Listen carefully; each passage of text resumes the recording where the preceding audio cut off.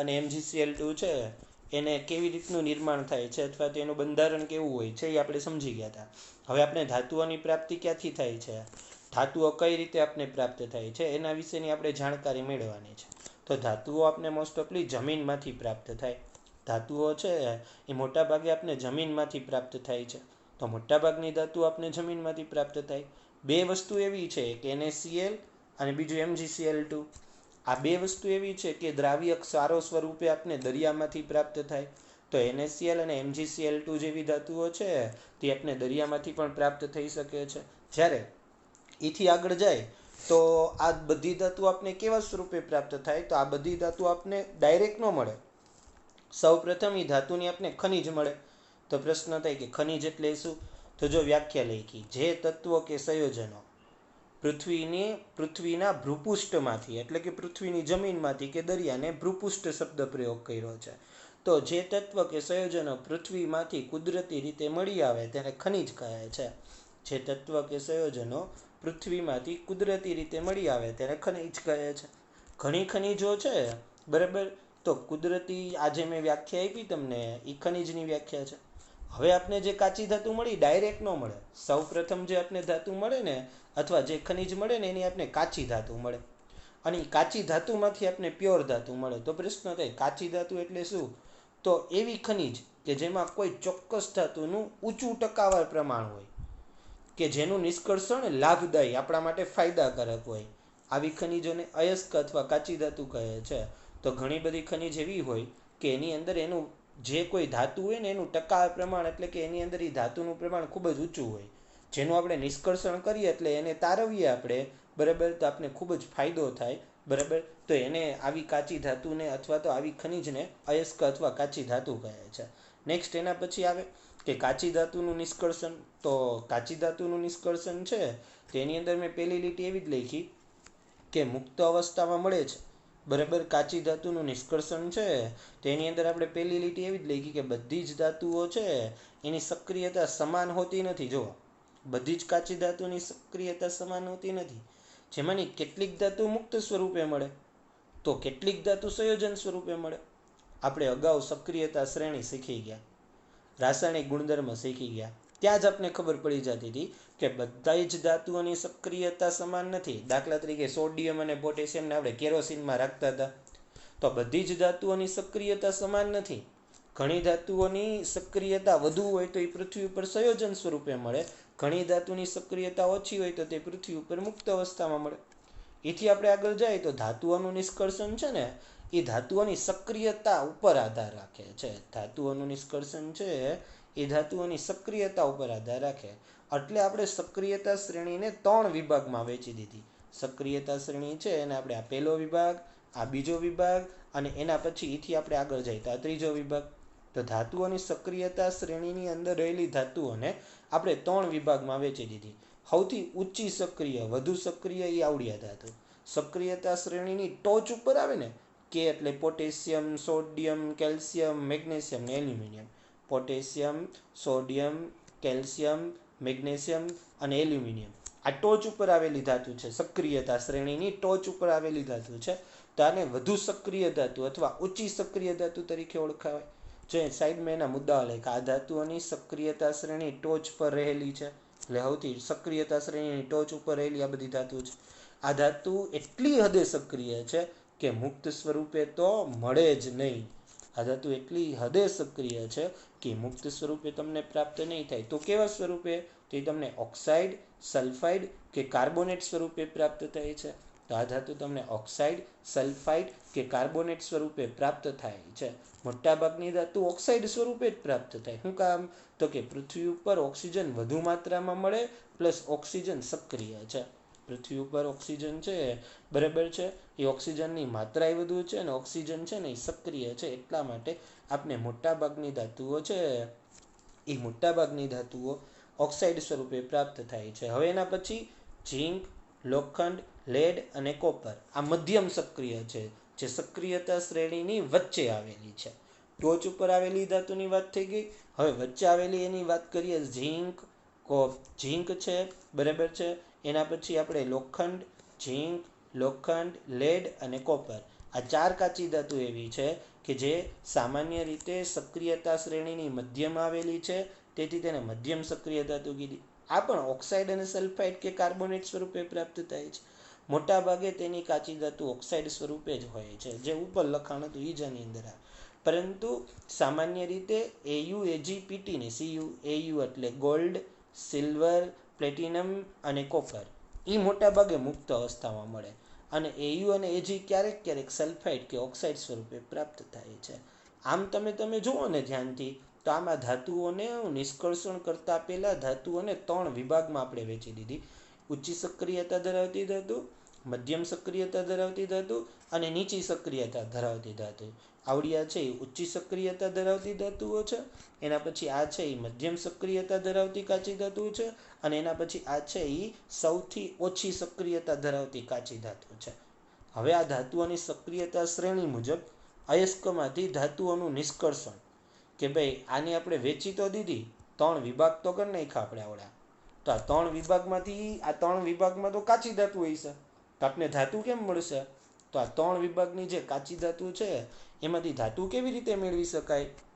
તેના માટેનો મેં આ પ્રશ્ન લખેલો છે કે ધાતુઓની સક્રિયતા મુજબ અયસ્ક એટલે કાચી ધાતુમાંથી ધાતુઓનું નિષ્કર્ષણ દર્શાવતો સોપાન, એનો એક ચાર્ટ દર્શાવવાનો છે. તો તમે બહુ સારી રીતે જોઈ શકો છો. આપણે અયસ્ક એટલે કે કાચી ધાતુ એને 3 વિભાગમાં વહેંચી દીધી: ઊંચી સક્રિય, મધ્યમ સક્રિય અને નીચી સક્રિય. જો હવે આપણે પેલા ફર્સ્ટ છે ને એ પેલા ઊંચી સક્રિયતાની વાત કરી. ઊંચી સક્રિયતા ટોચ ઉપર આવેલી ધાતુ, તો આપણે એની ઊંચી સક્રિયતાની વાત કરીએ તો પહેલાં એ ઊંચી સક્રિયતા ધરાવતી કાચી ધાતુ છે ને એનું વિદ્યુત વિભાજન કરો તો તમને શુદ્ધ ધાતુ મળે. એટલે ઊંચી સક્રિયતા ધરાવતી કાચી ધાતુ છે એનું ફરજિયાત તમારે વિદ્યુત વિભાજન જ કરવું પડે, બીજો કોઈ ઓપ્શન છે નહીં. તો આવી રીતે તમને અયસ્ક છે એ અયસ્કમાંથી ધાતુ મળશે. તો અયસ્કમાંથી ધાતુ કેવી રીતે મેળવી શકાય? તો અયસ્કમાંથી ધાતુ જો ઊંચી સક્રિયતા ધરાવતી હોય તો એ ઊંચી સક્રિયતા ધરાવતી કાચી ધાતુનું વિદ્યુત વિભાજન કરશો એટલે તમને શુદ્ધ ધાતુ મળી જશે. નેક્સ્ટ, મધ્યમ સક્રિયતા ધરાવતી કાચી ધાતુ. મધ્યમ સક્રિયતા ધરાવતી કાચી ધાતુ છે ને એ તમને ઉપર આપણે લખાણમાં આવ્યું જ હતું, કાંઈ કાર્બોનેટ સ્વરૂપની મળે ને કાંઈ સલ્ફર સ્વરૂપની મળે. તો કાર્બોનેટ સ્વરૂપની મળે અને કાંઈ સલ્ફાઇડ સ્વરૂપની મળે. મધ્યમ સક્રિયતા ધાતુ છે એ મધ્યમ સક્રિય ધાતુ છે એ કાં તમને કાર્બોનેટ સ્વરૂપે મળશે ને કાં તમને સલ્ફાઇડ સ્વરૂપે મળે. તો પછી તમારે આ કાર્બોનેટ સ્વરૂપની મળતી કાચી ધાતુ છે એ કાર્બોનેટ સ્વરૂપની મળતી કાચી ધાતુને તમારે ઓક્સાઇડમાં રૂપાંતરિત કરવી પડે, અને સલ્ફાઇડયુક્ત કાચી ધાતુને બી ઓક્સાઇડમાં રૂપાંતરિત કરવી પડે. તો કાર્બોનેટ યુક્ત કાચી ધાતુનું રૂપાંતર ઓક્સાઇડમાં કરવાની રીત છે ને કેલ્સિનેશન કહેવાય, અને સલ્ફાઇડ યુક્ત કાચી ધાતુનું રૂપાંતર ઓક્સાઇડમાં કરવાની રીત છે ને ભુંજન કહેવાય. તો કાર્બોનેટ યુક્ત કાચી ધાતુને ઓક્સાઇડમાં રૂપાંતરિત કરવાની પદ્ધતિને કેલ્સિનેશન કહે છે. સલ્ફાઇડ યુક્ત કાચી ધાતુને ઓક્સાઇડમાં રૂપાંતર કરવાની પદ્ધતિને ભુંજન કહે છે. હવે તમે જ્યારે ધાતુને ઓક્સાઇડમાં રૂપાંતરિત કરી દીધી પછી તમારે એનું રિડક્શન કરવાનું. રિડક્શન કરશો એટલે તમને શુદ્ધ ધાતુ પ્રાપ્ત થઈ જશે. તો જો મધ્યમ સક્રિય ધાતુ છે એ 2 પ્રકારની હોય છે, એક કાર્બોનેટ સ્વરૂપની હોય છે, એક સલ્ફાઇડ સ્વરૂપની હોય છે. ત્યારબાદ એનું કેલ્સિનેશન અને ભુંજન કરવાનું, જેથી ધાતુ છે એ ઓક્સાઇડમાં રૂપાંતરિત થઈ જાય. ઓક્સાઇડમાં રૂપાંતરિત થયેલી ધાતુ છે એનું રિડક્શન કરવાનું, અને છેલ્લે એ ધાતુનું શુદ્ધિકરણ થઈ શકે અને તમને મૂળ ધાતુ પ્રાપ્ત થાય છે. છેલ્લે આપણે જઈ નીચી સક્રિયતા ધરાવતી ધાતુ. હવે આ નીચી સક્રિયતા ધરાવતી ધાતુ છે, નીચી સક્રિયતા ધરાવતી ધાતુ એ સલ્ફાઇડ સ્વરૂપની હશે, બરાબર છે. એને તમારું ભુંજનવાળી પદ્ધતિ કરશો એટલે સામાન્ય રીતે ભુંજનવાળી પદ્ધતિ કરી નાખશો એટલે તમને ધાતુ મળી જશે અને એનું તમારે શુદ્ધિકરણ કરવાનું. તો આ ચાર્ટ તમને સામાન્ય રીતે આ ચાર્ટ તમને જે આખો દેખાય છે, આ આખો ચાર્ટ તમને 4 માર્ક્સમાં પૂછી શકે છે. આને તમારે યાદ રાખવાનો છે કે કાચી ધાતુનું નિષ્કર્ષણ કેવી રીતે થઈ શકે છે તે દર્શાવતો સોપાન દર્શાવતો ચાર્ટ દર્શાવો અથવા સમજાવો. તો કાચી ધાતુનું નિષ્કર્ષણ ને સોપાન દર્શાવતો આવડો આ ચાર્ટ છે, આને ધ્યાનમાં રાખવાનો છે. આ તમારે પાકો કરવાનો છે, એક્ઝામની અંદર પૂછાશે. નેક્સ્ટ, હવે એના પછી આપણે આગળ જોઈએ તો ગેગ એટલે શું, કોને કહેવાય ગેગ? ગેગ એટલે શું 1 માર્કમાં પૂછે. કોને કહેવાય ગેગ? પૃથ્વીના પોપડામાંથી આપણે ખનિજ મળે એ આપણે ખબર છે. કાચી ધાતુ આપણે પૃથ્વીના પોપડામાંથી મળે. તો જ્યારે આપણે એને ખોદીને બહાર કાઢીએ તો એ કાચી ધાતુ ભેગી રેતી માટી અને કાંકરા જેવી અન્ય અશુદ્ધિઓ ભેગી આવી. તો આ રેતી માટી ને કાંકરા જેવી જે અન્ય અશુદ્ધિઓ છે એને ગેક કહેવાય. જો શું લખેલું છે આપણે, પૃથ્વીમાંથી ખોદીને બહાર કાઢેલી અયસ્ક એટલે કે કાચી ધાતુમાં મોટા પ્રમાણમાં રેતી અને માટી જેવી અશુદ્ધિઓ હોય છે, જેને ગેક કહે છે. આ અશુદ્ધિઓ હોય તેને ગેક તરીકે ઓળખવામાં આવે છે. હવે આપણો આ આમ જોવા જાવ તો આ આપણો આમ ટોપિક છે ને એ પૂરો થઈ ગયો. આ ફિનિશ એટલો ટોપિક. હવે અહીંથી આપણો નવો પ્રશ્ન ચાલુ થયો. તેમાં પહેલો પ્રશ્ન આપણે નવોમાં હું લખ્યું કે સક્રિયતા શ્રેણી, જે આપણી પાસે સક્રિયતા શ્રેણી હતી, બરાબર, કાના કાએ માગ્યું એ આપણી પાસે સક્રિયતા શ્રેણી હતી. તો આ સક્રિયતા શ્રેણી છે જે કાના કાએ માગ્યું આપણી પાસે, તો એની જે સામાન્ય રીતે નીચે રહેલી, હાવ છેવાડે રહેલી ધાતુ કઈ કઈ, તો કે અહીંયા બોર્ડ ઉપર તમને દર્શાવેલી છે એજી, પીટી, એયુ અને સીયુ. આમ ટોચમાં નહીં, સૌથી નીચે રહેલી જે કાચી ધાતુ છે એનું નિષ્કર્ષણ કેવી રીતે થાય સમજાવો. તો સામાન્ય રીતે આમાં લખેલું છે કે નીચી સક્રિય કાચી ધાતુને રિડક્શન ગરમ કરીને થઈ શકે. ખાલી તમે એને ગરમ કરો ને એટલે એની કાચી ધાતુમાંથી તમને પાછી તમારી મૂળ ધાતુ મળી જાય. કઈ રીતે, તો તમે જુઓ, સિન્નાબાર છે ને એ મર્ક્યુરીની કાચી ધાતુ છે, પારાની. સિન્નાબાર HgS મર્ક્યુરીની કાચી ધાતુ છે. તમે એને ગરમ કરશો ને એટલે તમને HgO મળશે. એને વધુ ગરમ કરશો તો તમને Hg મર્ક્યુરી મળી જશે. તો સિમ્પલ બાબત છે કે નીચી સક્રિય કાચી ધાતુ જે નીચે આવેલી છે સક્રિયતા શ્રેણીમાં, એને ખાલી તમે ગરમ કરશો ને તો બી તમને કાચી ધાતુમાંથી ધાતુ મળી જશે. ઉદાહરણ તરીકે સિન્નાબાર છે એને હવાની હાજરીમાં ગરમ કરતાં મર્ક્યુરી ઓક્સાઇડ મળે છે. આ મર્ક્યુરી ઓક્સાઇડને ગરમ કરતાં ફરીથી તમને મર્ક્યુરી પ્રાપ્ત થાય છે. બરાબર છે. ફરીથી સિન્નાબાર નામની કાચી ધાતુને હવાની હાજરીમાં ગરમ કરતાં મર્ક્યુરી ઓક્સાઇડ મળે છે. મર્ક્યુરી ઓક્સાઇડને ગરમ કરશો એટલે તમને તમારી મૂળ ધાતુ Hg પ્રાપ્ત થાય છે. આજે આગળ સામાન્ય રીતે જે આપણે અહીંયા આગળ આ બે લખ્યા, આ 3 લખ્યા, આ 2 લખ્યા, 2 લખ્યા ને આ 2 લખ્યા, એ બધી વસ્તુ જે લખેલી છે ને એને પ્રક્રિયા સમીકરણને સંતુલિત કર્યું કહેવાય. ચેપ્ટર નંબર 1માં આપણે શરૂઆતમાં સ્કૂલના દિવસોમાં બહુ જ હીટ એન્ડ ટ્રાયલ પદ્ધતિની મદદથી સંતુલિત કર્યા હતા. બરાબર છે. તો એ રીતે તમે સંતુલિત સમીકરણને કરી શકો છો. હવે જેમ સિન્નાબાર છે એ મર્ક્યુરીની કાચી ધાતુ હતી, એમ Cu2S, આ Cu2S છે એ કોપરની કાચી ધાતુ છે. તો Cu2S ને હવામાં ગરમ કરશો એટલે કોપર મળી જાય. કઈ રીતે, તો જો સમીકરણ મેં આપેલા છે કે Cu2S છે એ Cu2S ને હવાની હાજરીમાં ગરમ કરો એટલે Cu2O બનશે, કોપર ઓક્સાઇડ. આ કોપર ઓક્સાઇડ છે એ કોપર ઓક્સાઇડને વધુ કોપર સલ્ફાઇડ સાથે ગરમ કરશો એટલે તમને Cu કોપર ધાતુ પ્રાપ્ત થઈ જશે.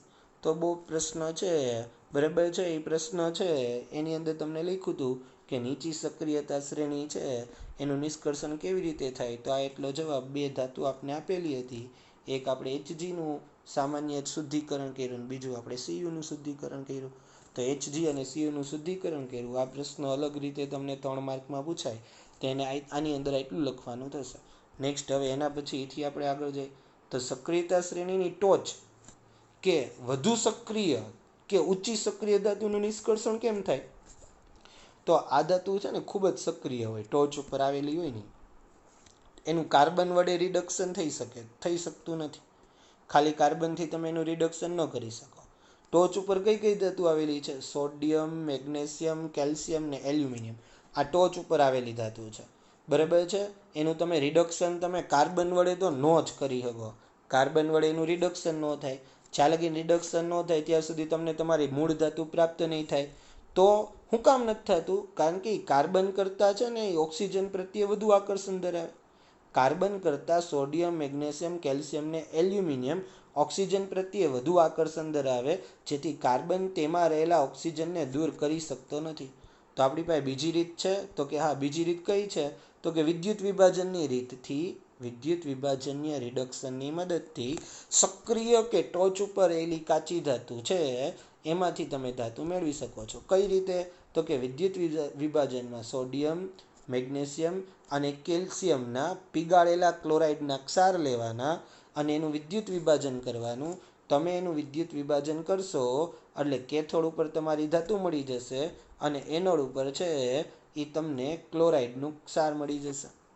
તો તમને ટોચ ઉપર રહેલી સૌથી ટોચ ઉપર રહેલી, બરાબર, તો ટોચ ઉપર રહેલી છે એ ટોચ ઉપર રહેલી જે ધાતુ છે એનું નિષ્કર્ષણ કેમ થાય? તો કે એનું નિષ્કર્ષણ કાર્બન વડે ન થાય. કાર્બન વડે શું કામ ન થાય? તો કે ઓલરેડી ટોચ ઉપર રહેલી ધાતુ છે એ ઓક્સિજન પ્રત્યે વધુ સક્રિયાત્મકતા ધરાવતી હોય, કાર્બન કરતાં પણ વધુ સક્રિયાત્મકતા ધરાવતી હોય. તો આપણી પાસે બીજો ઓપ્શન કયો છે? તો કે વિદ્યુત વિભાજનીય રિડક્શન. આ વિદ્યુત વિભાજનીય રિડક્શન કરી નાખશું તો વિદ્યુત વિભાજનીય રિડક્શનની મદદથી તમે એના ક્લોરાઇડના પીગાળેલું ક્લોરાઇડનું દ્રાવણ લેવાનું અને એનું વિદ્યુત વિભાજન કરવાનું, જેથી ધાતુ બધી કેથોડ ઉપર જમા થશે અને ક્લોરાઇડવાળા ક્ષાર એનોડ ઉપર જમા થાય છે. હવે તમે ધ્યાનથી જોયું હોય તો ધ્યાનથી તમે આમાં બધી વસ્તુને વિચારી તો ફર્સ્ટ તમે આની અંદર ધ્યાનથી જોયું તો પહેલાં તમે નીચી સક્રિયતા ધરાવતી ધાતુઓ છે ને, પહેલાં તમે નીચી સક્રિયતા ધરાવતી ધાતુ છે એનું તમે નિષ્કર્ષણ કર્યું, બરાબર. આ રૂલ્સ મુજબ, આ ચાર્ટ મુજબ નીચી સક્રિયતા ધરાવતી ધાતુ. પછી તમે છે ને ઉચ્ચી સક્રિયતા ધાતુ ધરાવતાનું રિડક્શન કર્યું. નીચી સક્રિયતામાં સીધું ગરમ કરીને મળી જતું હતું, ઓછી સક્રિયતામાં વિદ્યુત વિભાજન કરીને ધાતુ મળતી હતી. હવે આપણે બાકી કયું રહ્યું? મધ્યમ સક્રિયવાળું બાકી રહ્યું. તો હવે આપણો પ્રશ્ન કયો આવશે? મધ્યમ સક્રિયતા ધરાવતી ધાતુ. તો હવે મધ્યમ સક્રિયતા ધરાવતી ધાતુ છે તે મધ્યમ સક્રિયતા ધરાવતી ધાતુ કઈ કઈ છે? તો મધ્યમ સક્રિયતા ધરાવતી ધાતુઓ છે એ મધ્યમ સક્રિયતા ધરાવતી ધાતુ ઝીંક, એમએન, મેંગેનીઝ, એફી, લોખંડનું નિષ્કર્ષણ સમજાવો. મધ્યમ સક્રિય ધાતુનું નિષ્કર્ષણ સમજાવો. મોસ્ટ ઓફલી ઝીંક, મેંગેનીઝ અને લોખંડનું સમજાવવાનું.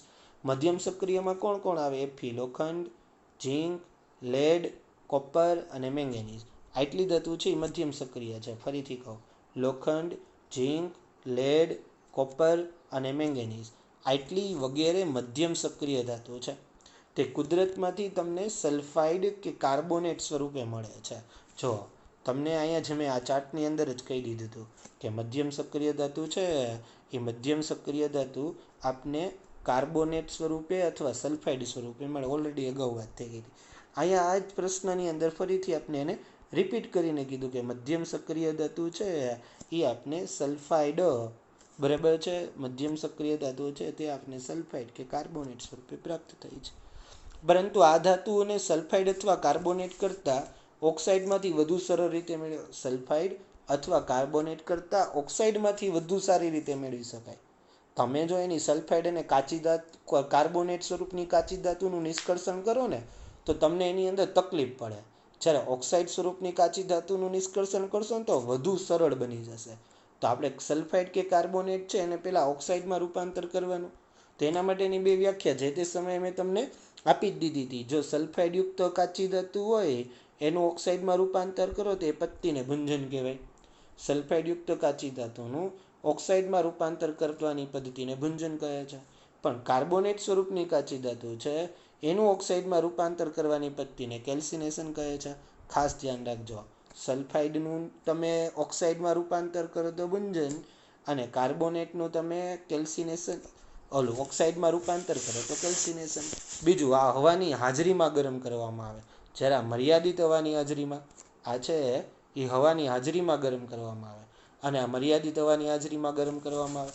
ટૂંકમાં સલ્ફાઇડ સ્વરૂપની કાચી ધાતુને હવાની હાજરીમાં ગરમ કરતાં ઓક્સાઇડમાં રૂપાંતર કરવાની પદ્ધતિને ભંજન કહે છે.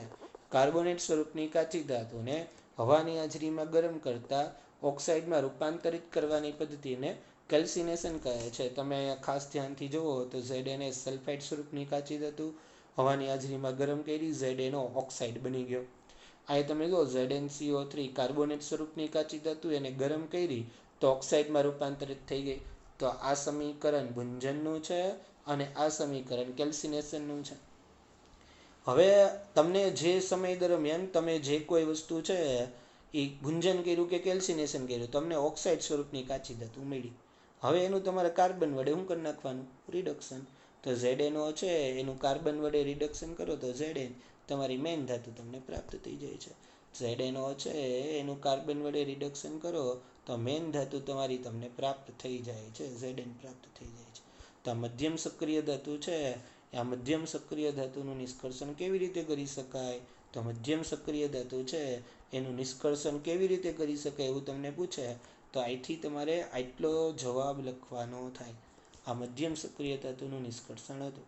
હવે નેક્સ્ટ એના પછી એથી આપણે આગળ જાય તો એથી આપણે આગળ જઈએ તો સક્રિય ધાતુ સોડિયમ, કેલ્શિયમ, એલ્યુમિનિયમ બરાબર વડે ઓછી સક્રિય ધાતુનું નિષ્કર્ષણ સમજાવો. સક્રિય ધાતુ છે આ સક્રિય ધાતુ છે બધી એના વડે ઓછી સક્રિય ધાતુનું નિષ્કર્ષણ સમજાવો. તો જો એની અંદર પહેલો જ પોઈન્ટ લખ્યો કે ઘણીવાર વધુ સક્રિય ધાતુ વડે ઓછી સક્રિય ધાતુનું રિડક્શન કરી શકાય છે. જેમ કે મેંગેનીઝ ઓક્સાઇડ MnO2 મેંગેનીઝ ઓક્સાઇડનું એલ્યુમિનિયમ. તો આ મેંગેનીઝ છે ને Mn એ ઓછી સક્રિય છે અને Al છે ને એ વધુ સક્રિય છે. તો આ ઓછી સક્રિય છે ને આ વધુ સક્રિય Al વડે Mn નું રિડક્શન કરવાનું છે. તો આપણે MnO2 નું Al વડે રિડક્શન કર્યું તો શું થયું? Mn ધાતુ આપણે પ્રાપ્ત થઈ ગઈ. L2O3 છે એ આડ પેદાશ તરીકે છૂટી પડી અને ઉષ્મા ઉર્જા છૂટી પડી. આ પ્રક્રિયા છે ને એ ખૂબ જ ઉષ્માક્ષેપક પ્રક્રિયા છે. એટલે કે એટલી બધી ઉષ્મા એટલી હદે ઉષ્મા ઉર્જા ઉત્પન્ન થાય છે કે મળતી ધાતુ પીગલિત અવસ્થામાં પ્રાપ્ત થાય. બરાબર એટલી બધી ઉષ્મા ઉર્જા ઉત્પન્ન થાય કે મળતી ધાતુ પીગલિત અવસ્થામાં પ્રાપ્ત થાય. દાખલા તરીકે આયર્ન ઓક્સાઇડ છે એ આયર્ન ઓક્સાઇડ આ છે ને એની સંયોજકતા લખેલી છે Fe ની સંયોજકતા +3 છે. એટલે Fe+3 આમ લખવાનું Fe+3 પણ અહીંયા આપણે રોમન અંકમાં સાઈડમાં આપેલી છે Fe ની સંયોજકતા +3 છે. હવે આની અંદર આપણે એમ કહે છે કે Fe છે એ Fe આયર્ન ઓક્સાઇડ છે. આયર્ન ઓક્સાઇડની એલ્યુમિનિયમ સાથે જ્યારે પ્રક્રિયા કરશો તો એ પ્રક્રિયાનો ઉપયોગ રેલવેના પાટા અથવા તિરાડ પડેલા મશીનના ભાગો જોડવા માટે થાય છે. આ પ્રક્રિયાને થર્મિટ પ્રક્રિયા કહે છે. તમને એમ પૂછે કે થર્મિટ પ્રક્રિયા એટલે શું? અહીંથી આ સુધી લખવાનું. આયર્ન ઓક્સાઇડની એલ્યુમિનિયમ સાથે રાસાયણિક પ્રક્રિયા કરતા જે આપને પ્રાપ્ત થાય છે એનો ઉપયોગ આપણે રેલવેના પાટા અને તિરાડ પડેલા મશીનના ભાગો જોડવા માટે કરીએ છીએ. આ પ્રક્રિયાને થર્મિટ પ્રક્રિયા કહે છે. જો આયર્ન ઓક્સાઇડ એની એલ્યુમિનિયમ જોડે રાસાયણિક પ્રક્રિયા કરશો તો તમને પ્રવાહી સ્વરૂપે લોખંડ Fe પ્રાપ્ત થશે. L2O3 છૂટા પડશે અને ઉષ્મા ઉર્જા છૂટી પડશે. આ ઉષ્મા ઉર્જા એટલી બધી હશે કે લોખંડને ઓગાળી દેશે અને L એટલે લિક્વિડ સ્વરૂપે તમને પ્રાપ્ત થશે. જેનો ઉપયોગ છે તમે રેલવેના પાટા અને મશીનના તિરાડ પડેલા ભાગોને જોડવા માટે કરો છો. તો ખાસ આ વસ્તુ IMP છે, પરીક્ષામાં પૂછાય છે. થર્મિટ પ્રક્રિયા એટલે શું? તો આટલું જ લખવાનું થાય. આ 3 લીટીને એક સમીકરણ. આ 3 લીટી અને એક સમીકરણ એ થર્મિટ પ્રક્રિયાનું ઉદાહરણ છે. જો તમને પૂછાય કે સક્રિય ધાતુ વડે ઓછી સક્રિય ધાતુનું રિડક્શન સમજાવો તો તમારે થર્મિટ પ્રક્રિયા અને ઉપરની આ પ્રક્રિયા બે લખવાની. ખાલી તમને એમ પૂછાય કે થર્મિટ પ્રક્રિયા એટલે શું, સમીકરણ આપીને સમજાવો તો તમારે માત્ર આ બોક્સ દોરી દઉં છું એટલું જ લખવાનું થશે. અને થર્મિટ પ્રક્રિયા કહે છે. હવે અહીંથી આપણે આગળ જાય તો આપણો છેલ્લો પ્રશ્ન છે ધાતુઓનું શુદ્ધિકરણ. ધાતુઓનું શુદ્ધિકરણ તો અત્યાર લગીને તો આપણે ધાતુ મળતા જ હતી. રિડક્શનથી ધાતુ મળી, થર્મિટ પ્રક્રિયાથી ધાતુ મળી, ગરમ કરીને આપણે ધાતુ મળી, આ બધું આપણે ધાતુ મળતી જ હતી. પણ એ ધાતુ સંપૂર્ણપણે શુદ્ધ ન હોય, એમાં થોડી ઘણી અલ્પ માત્રામાં અશુદ્ધિ હોય અને આ અલ્પ માત્રાની અશુદ્ધિઓને દૂર કરી નાખવી છે. બરાબર છે. અને એકદમ પ્યોર ધાતુ મેળવવી છે તેને ધાતુઓનું શુદ્ધિકરણ કહેવાય. મોટાભાગે બધી જ ધાતુઓનું શુદ્ધિકરણ નથી થતું. જેની કિંમત હાઈ હોય, જેની કિંમત વધારે હોય, જે કિંમતી હોય એ જ ધાતુનું શુદ્ધિકરણ થાય. દાખલા તરીકે ગોલ્ડ, સિલ્વર, નિકલ, ટીન, ઝીંક અને કોપર. આ ધાતુઓનું વિશુદ્ધિકરણ કે શુદ્ધિકરણ થાય છે. કઈ રીતે થાય? તો આકૃતિમાં દર્શાવ્યા પ્રમાણે આ તમને વિદ્યુત વિભાજનની રીત દર્શાવેલી છે. આ વિદ્યુત વિભાજનમાં એક પાત્ર છે. પાત્રની અંદર CuSO4 કોપર સલ્ફેટનું દ્રાવણ ભરેલું છે. CuSO4 આ પાત્ર છે. પાત્ર આખું આ પાત્ર છે. આ પાત્રની અંદર તમને CuSO4 નું દ્રાવણ ભરેલું છે. બીજું આ એક કોપરનો સળિયો છે અને આ એક કોપરનો સળિયો છે. એમાં એક સળિયો અશુદ્ધ છે અને બીજો સળિયો છે એ શુદ્ધ છે. તો સામાન્ય રીતે આ એક પાત્ર છે, આ પાત્રની અંદર તમને CuSO4નું દ્રાવણ ભરેલું છે, બીજું 2 સળિયા છે, એમાં એક સળિયો શુદ્ધ ધાતુનો છે, બીજો સળિયો અશુદ્ધ ધાતુનો છે. અહીંયા તમને બેટરી જોઈન્ટ કરી દીધી છે. સામાન્ય રીતે અહીંયા તમે એક બેટરી જોઈન્ટ કરી દીધી, એક સ્વિચ જોઈન્ટ કરી દીધી છે. ટેક્સ્ટ બુકમાં બી આકૃતિ આપેલી છે. એ આકૃતિ બે સેમ જ છે. મેં નામ નિર્દેશન નથી કરેલું, પણ તમારે ફરજિયાત નામ નિર્દેશન કરવાનું છે. આ પદ્ધતિમાં રિડક્શન દ્વારા મળેલી ધાતુ સંપૂર્ણ શુદ્ધ હોતી નથી. મેં હમણાં અગાઉ કીધું એમ રિડક્શન દ્વારા કે અગાઉ હમણાં બધી પ્રક્રિયા દઈ રહી એના દ્વારા મળતી ધાતુ શુદ્ધ હોતી નથી. બધી પ્રક્રિયા એટલે અહીંયા જો Fe મેળવી, એ પછી આપણે આગળ જઈએ તો અહીંયા Mn મેળવ્યું, એના પછી આપણે આમ આગળ જઈએ, મેં તમને સમજાવ્યું તો અહીંયા Zn મેળવ્યું, એના પછી આપણે આમ આગળ જઈએ બરાબર છે તો ત્યાં આપણે Cu મેળવ્યું, એના પછી આગળ જઈએ તો આપણે Hg મેળવ્યું હતું. તો આ બધી ધાતુ જે આપણે મેળવી છે એ બધી જ ધાતુ સંપૂર્ણપણે શુદ્ધ હોતી નથી. એટલે અહીંયા પહેલી લીટી એમ લખી કે રિડક્શન દ્વારા મેળવેલી ધાતુ સંપૂર્ણપણે શુદ્ધ હોતી નથી. તેમાં અલ્પ માત્રામાં, તેની અંદર અલ્પ માત્રામાં અશુદ્ધિ રહેલી હોય છે. આ અલ્પ માત્રામાં રહેલી અશુદ્ધિને દૂર કરવાની જે પદ્ધતિ છે ને વિદ્યુત વિભાજનીય શુદ્ધિકરણ કહે છે. તો રિડક્શન દ્વારા મળેલી ધાતુ સંપૂર્ણ શુદ્ધ હોતી નથી. તેમાં અલ્પ માત્રાની અશુદ્ધિ હોય છે. તે દૂર કરવા માટે વપરાતી પદ્ધતિને વિદ્યુત વિભાજનીય શુદ્ધિકરણ કહે છે. આ પદ્ધતિ દ્વારા કોપર, ઝીંક, ટીન, નિકલ, સિલ્વર અને ગોલ્ડનું શુદ્ધિકરણ આ પદ્ધતિ દ્વારા થાય છે. આટલી ધાતુનું શુદ્ધિકરણ છે એ આ પદ્ધતિ દ્વારા થાય. અશુદ્ધ ધાતુની પટ્ટી છે એને એનોડ તરીકે અને શુદ્ધ ધાતુની પટ્ટીને કેથોડ તરીકે. યાદ રાખજો, અશુદ્ધ ધાતુની પટ્ટી એનોડ તરીકે અને શુદ્ધ ધાતુની પટ્ટી છે એ કેથોડ તરીકે બનાવવામાં આવે છે. એટલે શું કરવાનું, તમારે વિશુદ્ધિકરણ કરવું હોય તો આવું પાત્ર લેવાનું. સપોઝ મારે કોપરનું વિશુદ્ધિકરણ કર્યું છે તો આવું પાત્ર લીધું, અંદર કોપર સલ્ફેટનું દ્રાવણ ભરી લીધું. એક સળિયો છે ને એ શુદ્ધ કોપરનો લેવાનો અને બીજો સળિયો છે ને એ અશુદ્ધ કોપરનો લેવાનો. અશુદ્ધ એટલે કે જેમાંથી થોડી ઘણી અલ્પ માત્રાની અશુદ્ધિ દૂર કરવી છે એવો એક સળિયો લેવાનો અને એક સળિયો છે ને એ શુદ્ધ કોપરનો લેવાનો.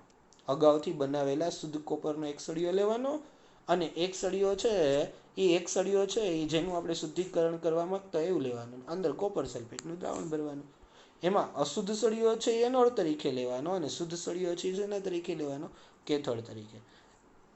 ધાતુના ક્ષારનું જલીય દ્રાવણ એ વિદ્યુત વિભાજનીય દ્રાવણ, એટલે મેં હમણાં કીધું CuSO4 એને વિદ્યુત વિભાજનીય દ્રાવણ તરીકે ઉપયોગમાં લેવામાં આવે છે.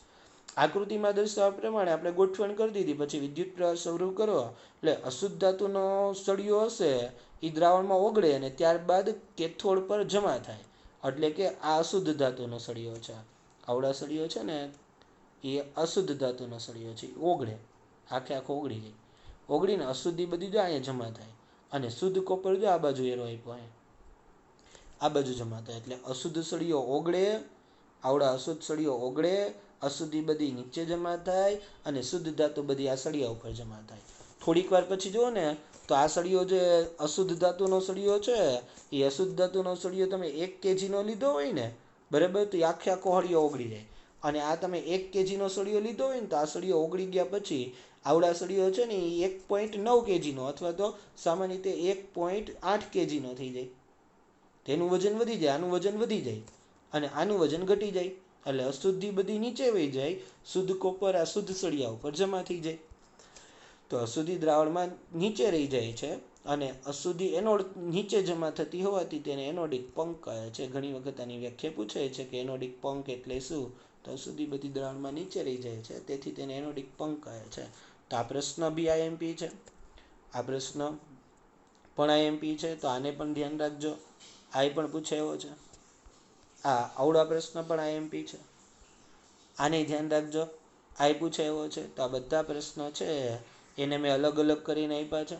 બોર્ડ ઉપર હું બધું લખાણ લખી ન શકતો એટલે આ વિડીયો લેક્ચર મેં આવી રીતે આમ લખેલો છે જેથી તમને આમાંથી બધા જ પ્રશ્નો છે એના જવાબ તમને ક્લિયર કટ બધા જ પ્રશ્નોના જવાબ તમને મળી જાય. જે પ્રશ્ન જોતા હશે એ પ્રશ્નના જવાબ તમને બધા જ મળી જશે. રેડી? કેટલા પ્રશ્નો મેં તમને સમજાવ્યા ટોટલી?